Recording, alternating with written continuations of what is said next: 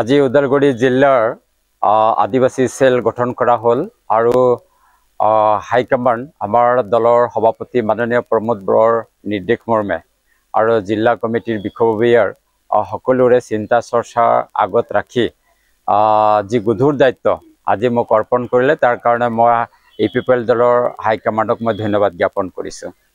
আৰু সঁচাকৈ এইবাৰ আমাৰ আদিবাসী সমাজৰ ৰাইজে ইপিপিএল দলক পুনৰবাৰ চৰকাৰত অনাৰ কাৰণে সাজু হৈছে আৰু আজিৰ এই আদিবাসী সেল গঠন কৰাৰ সভাত প্ৰায় 2 শতাধিক মানে আমাৰ ৰাইজে ইয়াত সমবেত হৈ ফলে আজি এইটো প্ৰমাণ দেখুৱাইছে।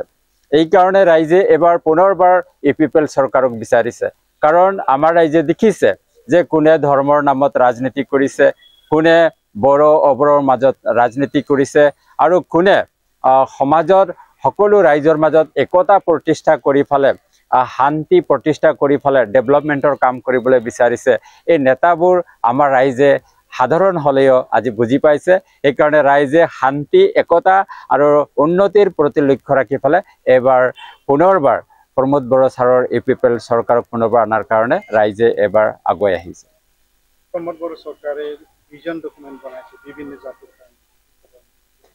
হয়, আমাৰ ইয়াত 26 যি আমাৰ জনগোষ্ঠী আছে, এই জনগোষ্ঠীৰ ভিতৰত সকলোৰে যি সমস্যাবোৰ আছে, এই সমস্যাবোৰ ভাষা সংস্কৃতি সকলোবোৰ মানে সজীৱ কৰি ৰখাৰ কাৰণে ভৱিষ্যতটো ডেভেলপমেন্টৰ কৰাৰ কাৰণে যি ভিজন ডকুমেন্ট বনাইছে, ইয়াৰ কাৰণে বিটিআৰ প্ৰধান আমাৰ প্ৰমোদ বৰা ছাৰক মই ধন্যবাদ জ্ঞাপন কৰিছোঁ। এই কাৰণে এনেধৰণৰ ৰাজনৈতিকভাৱে পদক্ষেপ আজিলৈকে ভাৰতৰ স্বাধীনতা হোৱাৰ পিছৰ পৰাই আমাৰ অসমৰ কোনো এটা ৰাজনীতি নেতাই এনেধৰণৰ চিন্তা কৰা নাছিলে, যি চিন্তা ইপিপিএলৰ আমাৰ বিষয়ববীয়াসকলে কৰিলে। আদিবাসী জাতিক লৈ এটা নতুনকৈ আঞ্চলিক দল গঠন কৰা জয় ভাৰত পাৰ্টি, কিবা প্ৰভাৱ পেলাব নেকি?